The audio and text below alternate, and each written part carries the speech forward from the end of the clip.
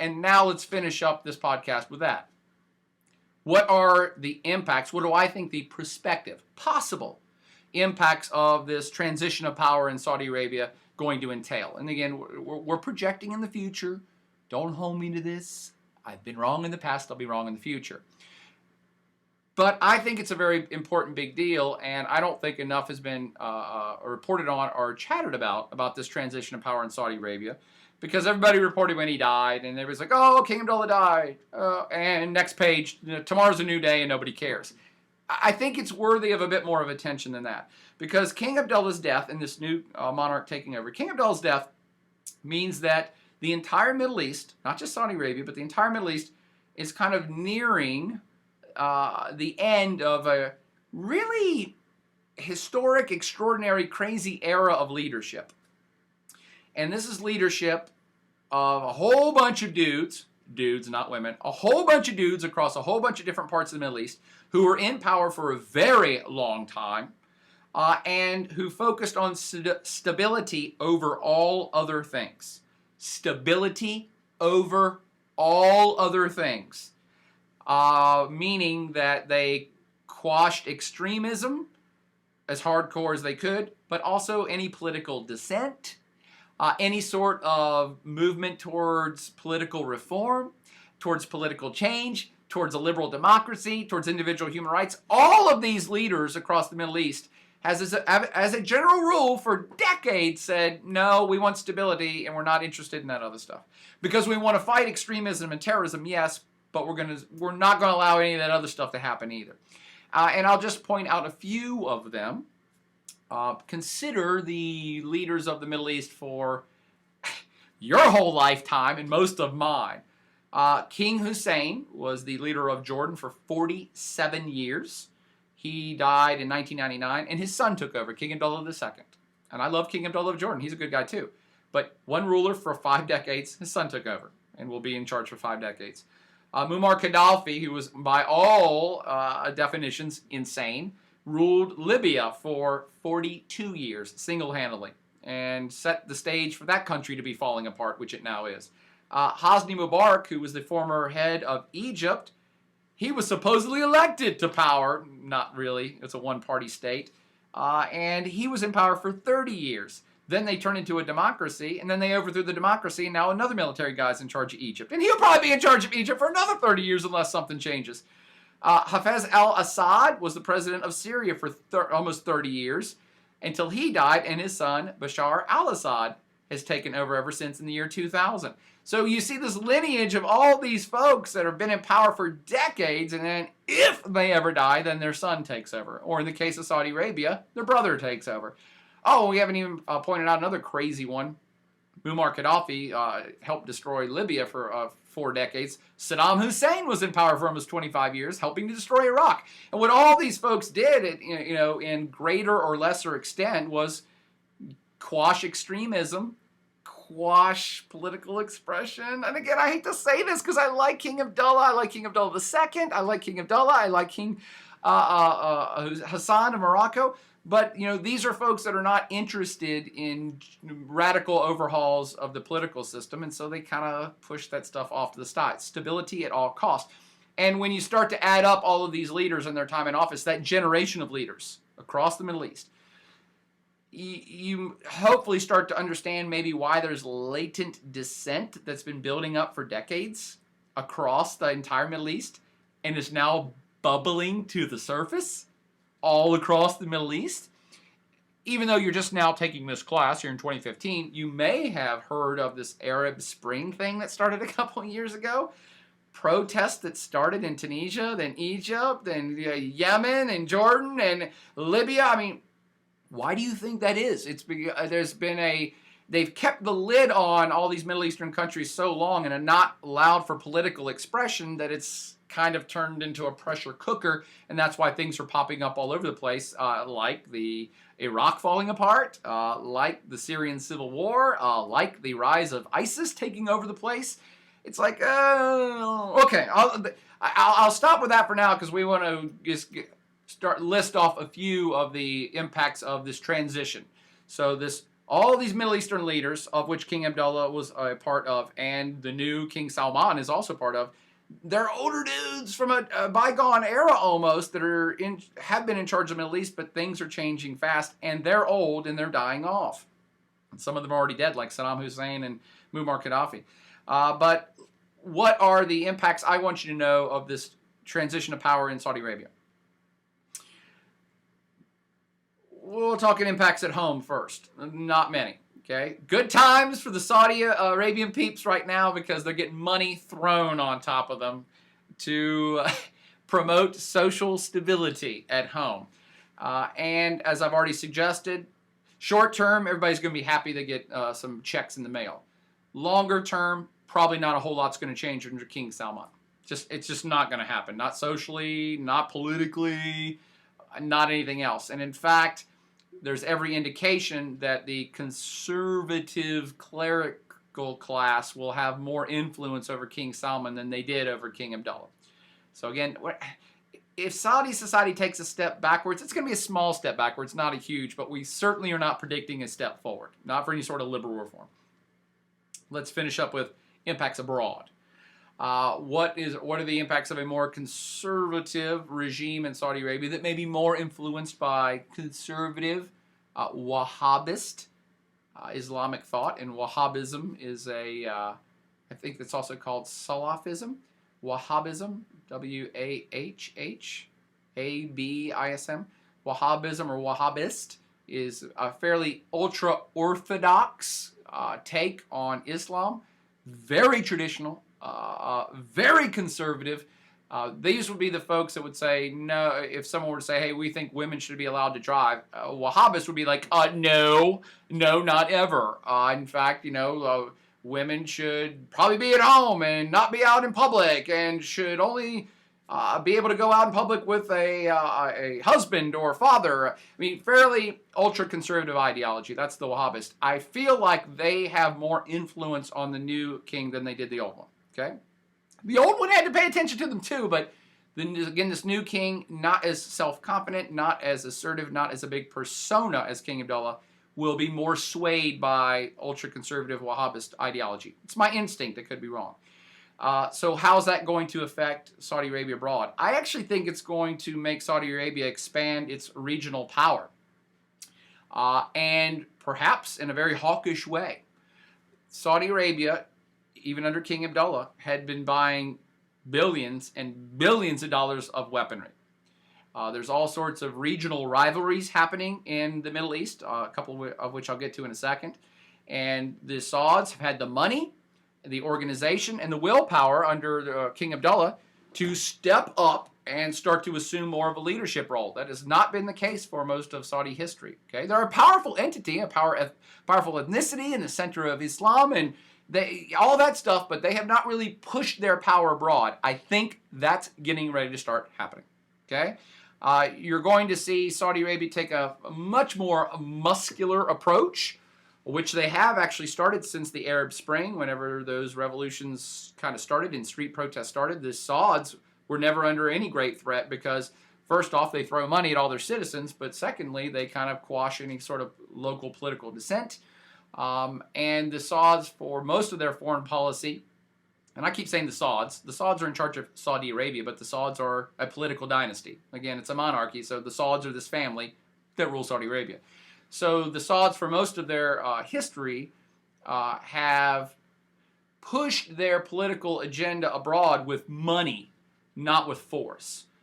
Meaning they got tons of money because of oil, and so they would fund political people they liked in other countries, and they may funnel money to this group over here who's fighting this other group they don't like. So it's more soft power based on money. I think you're going to see that change. And right this second, the Sauds hate Bashar al-Assad, the president of Syria. They've wanted him out of power for years, and they have been funding people to throw him out of power for years. And now they've started to turn that into hard power. Like I told you in the last podcast, hard power means that they sent jets to go bomb President al-Assad of Syria in conjunction with U.S. attacks on ISIS. So You see how it's turning from soft influence with money to harder influence with military. You're going to see that expand. I think you're going to see it expand slowly under Salman and perhaps more under a potential King Mohammed. Remember that guy I talked about 20 minutes ago. So a more muscular approach is certainly going to prevail. I shouldn't say certainly. I'm predicting the Sauds are going to start expanding their military muscle across the region, probably against ISIS, probably against Syria, the Syrian leadership, and maybe against Iran, the other major regional rival that the Sauds don't like, and the Iranians don't like them right back. So you have all sorts of entities that the new administration is going to push hard against. All of these are perceived, real or perceived enemies of the kingdom. And by the way, every time I say the kingdom, that's Saudi Arabia. So they're going to push hard against all the perceived or real enemies of the kingdom in a much more hawkish way, probably using more military prowess because they've spent 10, 20, 50 billion dollars buying mostly U.S. military hardware in the last decade. The fight that they're going to be much more open about, I'm predicting in the future, is the fight against Al-Qaeda. Remember, I told you Al-Qaeda originally was formed to overthrow the House of Saud. So they're going to start going after Al-Qaeda more, and they have. And there's a growing presence of Al-Qaeda in the Arabian Peninsula down there in Yemen, which has been growing in power, and the Sauds ain't happy about that, and they're probably going to start blowing people up down there. You're going to see that the Sauds start fighting ISIS more, although they're hesitant, because ISIS is also fighting against the Syrian regime, and so the Sauds are sitting there going, okay, well, the ISIS people are kind of way too conservative and crazy, but they're fighting our enemies. And so ISIS has been fighting against Bashar al-Assad of Syria. ISIS wants to overthrow him, and Saudi Arabia is in favor of that. ISIS wants to perhaps fight against Shia-influenced, Iranian-influenced Iraq, and Saudi Arabia is okay with that. ISIS wants to fight against Hezbollah, a Iranian-funded terrorist group, and Saudi Arabia is okay with that. ISIS wants to probably even fight against Iran itself, and Saudi Arabia is okay with that.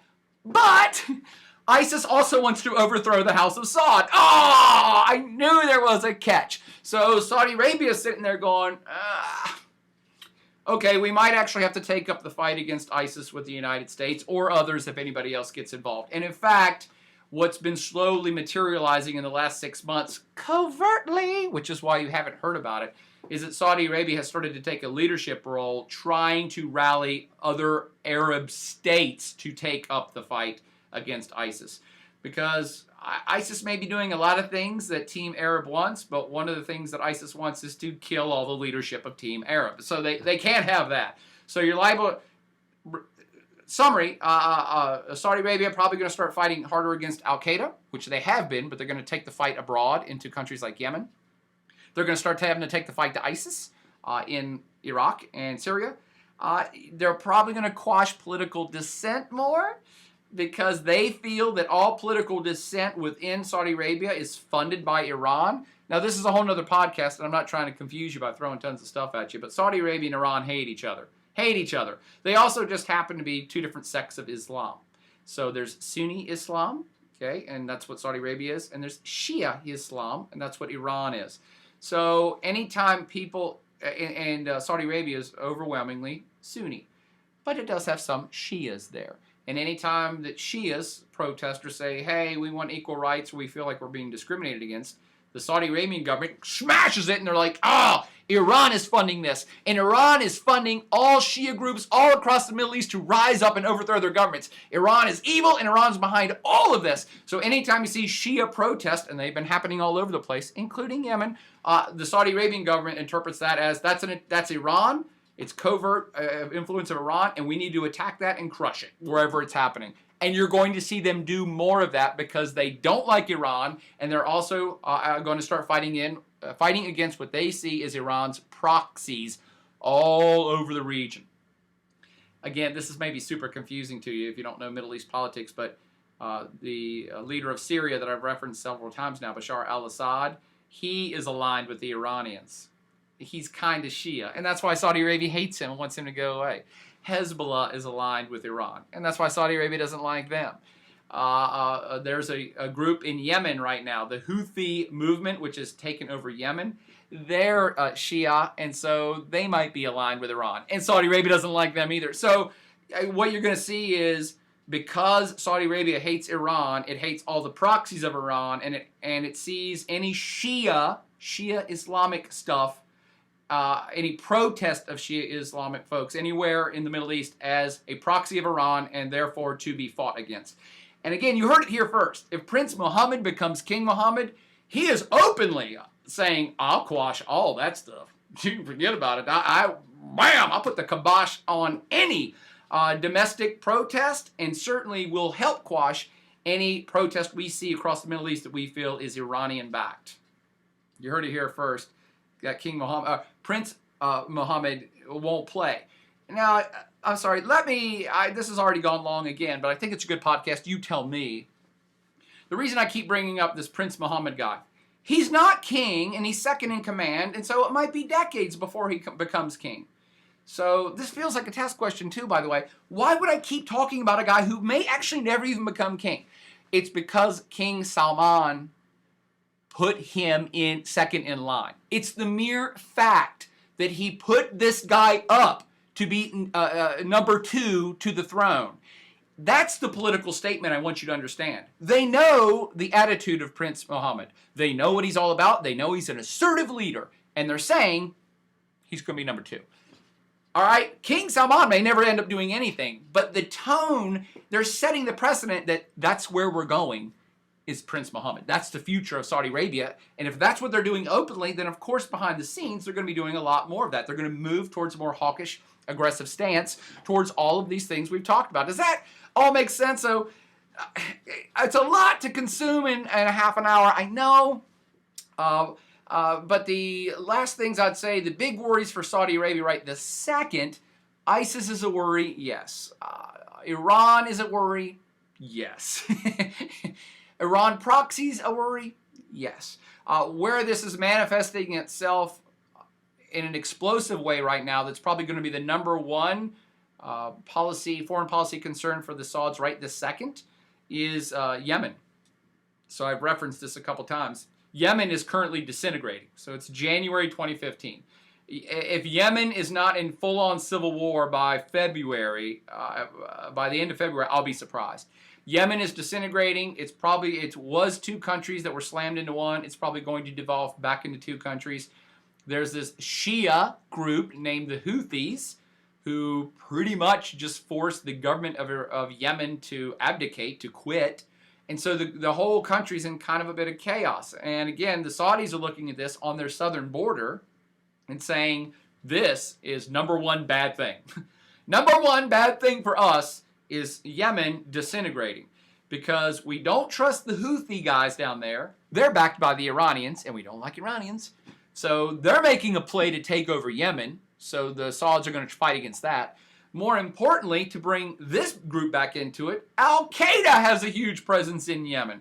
And in a country that's falling into chaos and civil war, Al-Qaeda is going to gain more ground. And it's on the southern border of Saudi Arabia. So they're very worried about the situation in Yemen right now, and they are likely to do something fairly hawkish, which means they might send in a military. Yeah, I think at a minimum you're going to see Saudi Arabia this year have bombing campaigns across the border to bomb Al-Qaeda and maybe even Houthi-held territories.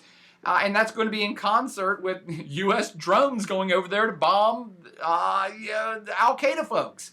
The U.S. doesn't have any huge problem with the Houthis, but you see where I'm going with this. So Yemen is a big issue. The other big issue for the Sauds right this second is that the United States is actually becoming, I won't say friends, the United States' relationship with Iran is getting better. And you might think, well, what's wrong with that? The U.S. and Iran have hated each other since 1979. Don't even have diplomatic relations. The U.S.'s biggest ally in the region is Saudi Arabia. Their best friend is Saudi Arabia. They hate Iran. They love Saudi Arabia. That's the U.S. government. But in the last several years, the Obama administration has made an effort to reach out to Iran to say, hey, we should reestablish relations. hey, let's meet to talk about your nuclear program to make sure it's cool. We just don't want you making bombs. Saudi Arabia has been livid about this. So even though Saudi Arabia is best friends with the United States, they're not happy with the United States cozying up to Iran in any way, shape, or form. And this may actually start to cause a bit of a rift between the U.S. and Saudi Arabia. And again, I don't know which direction King Salman's going to take the country, but it doesn't matter. King Abdullah wasn't happy about the warming U.S. ties between the U.S. and Iran. Saudi Arabia considers Iran primary enemy number one over there.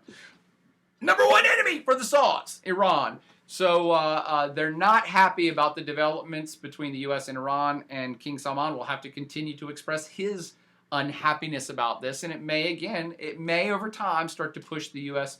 and the Sauds a little further away from each other. Again, we're just talking, we're speculating here. The bigger worry I have, and I swear I'm finishing on this right now, the biggest worry I have is actually a dude who was sentenced to death in Saudi Arabia. What is Boyer talking about? A dude being sentenced to death is Boyer's biggest worry? Yes. Here's the deal. A few months ago, a Shia cleric in Saudi Arabia was sentenced to death by crucifixion. Yeah, I'm not even making this up! Which I think involves, like, cutting off his head and then putting his body on public display on a cross, I guess. I don't know. It hasn't happened yet. But the Saudi government, and does all this start to make sense now from what I've said for 38 minutes?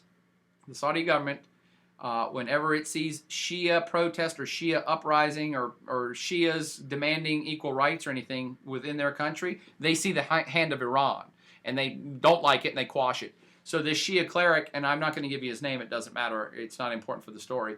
This Shia cleric, who most people say is just a guy protesting for equal rights for Shias, was arrested, was charged basically with conspiracy to overthrow the House of Saud and overthrow the government, and has been sentenced to death. Now, why would that be the thing that worries old Boyer the most? And I am old. Because he's a Shia, in a tense time in the Middle East where you have all of these conflicts I've now referenced, in Yemen, in Iraq's falling apart, Syrian civil war, the rise of ISIS. We even got to Israel and Palestine, all that stuff. But all of these issues are starting to take on a tinge of sectarian violence, meaning all the alliances and all the people fighting right now, Sunnis are on one side and Shias are on the other.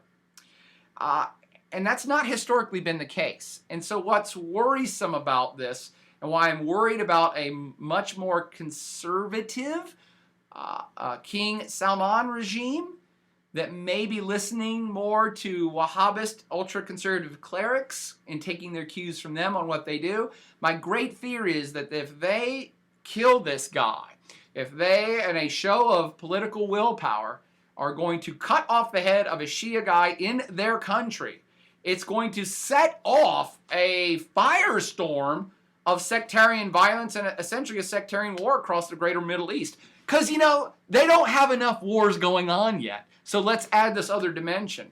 Now, again, I'm speculating here. I'm hoping that they will just put the guy in jail and not kill him. But it's the critical thing to watch.